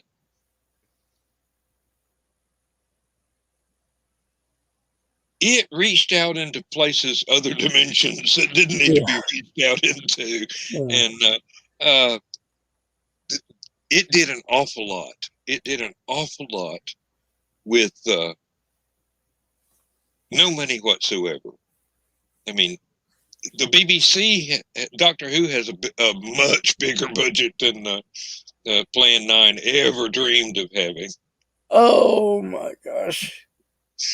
We're talking, they had 2 strings and a bologna sandwich, whereas Doctor Who had, 8 strings and a takeaway curry. Yeah. Ace Bonnie did another blonde joke. Oh dear. The AM radio one. Oh.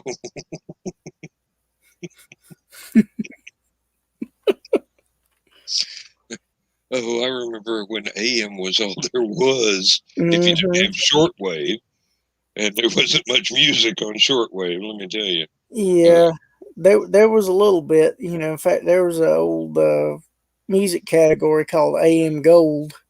Mm-hmm. That eventually made its way to FM and became even more popular. But yeah, Ace, I've built several computers. I'm hoping to build another one. Yep, I've built a few in my time too, but I gave up out of frustration because there are ways of trying to get them to start up after you get all the parts assembled. Yeah. I can do the parts. It's the tweaking the settings to get it to actually work that I'm no good at whatsoever anymore. Yeah, and Dan has a full-time job, plus he's a writer, plus he edits a ongoing webzine. Plus I'm a composer, and I'm a smart ass, and that takes up most of my time right there. And me, I like getting mass storage. I like optical drives, and I don't have as many creative pursuits, shall we say, as Dan does. But I do have a full-time job, and I do have to maintain a sizable property. So there is that. Plus, I'm married to a very demanding British woman. So yes, but she's quite an extraordinary demanding British woman. Yeah, that's and why I congratulate you. That's why we're still married. For some reason, she still thinks I'm worth her while. So, as somebody said one time, I don't know what she sees in me, but she does, and I'm glad, and I hope that it doesn't change anytime soon. Mm-hmm. That's why I don't want her to ever go to a shrink, because they might find some medication that will make her sane again, and I'll lose her. Obviously, she's crazy because she's still with me after 16 years. I think she likes the creative spark within you, Dan. Mm. And you know what? You do know some useless trivia, some definitely helpful technological information, and you do have that resourcefulness from your background growing up. Yeah, I can build things, I can grow things, I can make things, and all of that's come in handy. Yeah. It really is. I needed a piece of furniture, so I took some scrap lumber and I made it. Yeah. A few years later, I painted it up so it looked pretty. You make the most of what you got or what you have. Yep. Use it up, wear it out, make it do. Yep. And like I said, there's a lot of people that don't have that knowledge. They don't have that resourcefulness or ability. And yeah, I grew up. One of the things that a woman wants is somebody to help provide for her. I grew up on the cusp of changing from the 19th century to the 20th century. Yeah, I mean you're going from the late agricultural age to the more modern industrial age. Yeah, and I was taught a lot of the old skills that were left over from Appalachia in the 1800s and early 1900s that were still being used in 1950s when I was born and 1960s when I was a kid, and all this stuff that and I soaked it up like a sponge. Yeah, and I think the Foxfire novels may be gaining some popularity. They should be. They should be. There's a wealth of information in there. There are other things in the same vein that don't get as much publicity, and I can't give that to them because I can't remember what they are. But I've only seen them and go, oh yeah, that would be something good to have if you were someplace where you had to make your own stuff. And there's also old TV programs from PBS like the New Yankee Workshop where somebody was making furniture with basically what amounted to 1600s, 1700s, 1800s mechanical implements and tools. Yeah, he had a lathe that was treadle powered, so he could turn a table leg or a chair leg sitting there pumping it like an old Singer sewing machine. Yeah.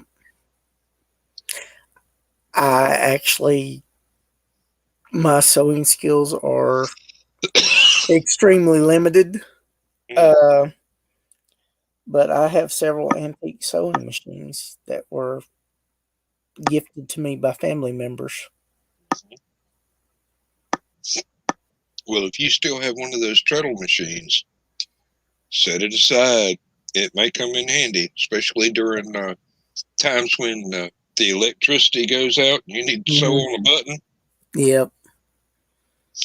Or make a costume or something like that. Well, if it's a button, I might just hand sew it on, but because I do have needle and thread for that. And that's basically what you need is needle and thread and a pair of scissors to trim the excess off. Yep. But costumes and repairs to clothing, and if society and civilization gets to the point where it's broken down and I need to make some clothes, it would be useful to have. Yes. Hopefully it won't get to that point, but these days you can't rule out much of anything. That's the thing. It's nice to be prepared for stuff that will never even happen in a million years, because sometimes that million years has already passed. Yeah, sometimes never know actually comes about.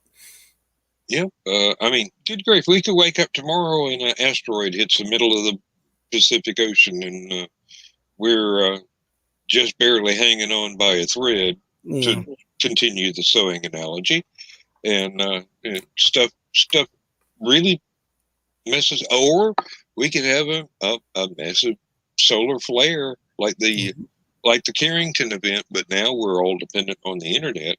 And if that happens, there ain't going to be no internet because everything's going to be fried. Yep. You're absolutely correct. But it's useful to have the knowledge that you have and know people who know stuff similar to you. I mean, every now and then I might come up with something useful or entertaining for somebody to know, but I know there's people far smarter than I am. I know plenty of them. But I also know I ain't the dumbest person on the planet, so I can live with that. Well, yeah, you've never chosen to go into politics voluntarily. So you're one up on a whole heap of people right there. Oh, man.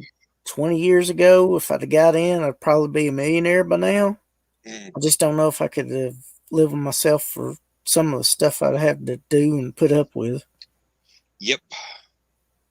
And, you got to be able to live with those decisions, and some people are able to handle that better than others. I got to be able to look at myself in the mirror. Yeah, I understand completely. I ain't perfect, and I've not done everything that I probably should have done over the years, but I don't think I've done anything so bad that I can't look at myself in the mirror and still be able to live with myself. Yep, I've made my share of mistakes myself, and there are some things that I regret having done, but I was young and stupid at the time, and I was not mature enough to know better, and I wish I had been. But and you have to give yourself some slack for situations like that. Now, when you're older and definitely should know better, then you can probably give yourself more up the road. But yeah, that's one of the things that I was too hard on myself when I was younger, and I still have to look back and like, okay, you need to just give yourself more slack. Yeah. We were all idiots back then. Yes, but thankfully there were no recordings of it on the internet or social media. Yes. Nobody had a cell phone because there weren't any. So as the one person said on social media, I'm glad that we didn't have social media when I was younger, because there's lots of stupid shit I did that there's no evidence for. Yes, exactly. And I can deny. Story of my life. Unless I get drunk and tell the story myself, nobody ever knows it happened. Exactly. Oh, well. You about ready to call it a night? Yeah, that way you can get some rest and hopefully get some more things accomplished before you start your swing shift, which I'm guessing starts within a week or so.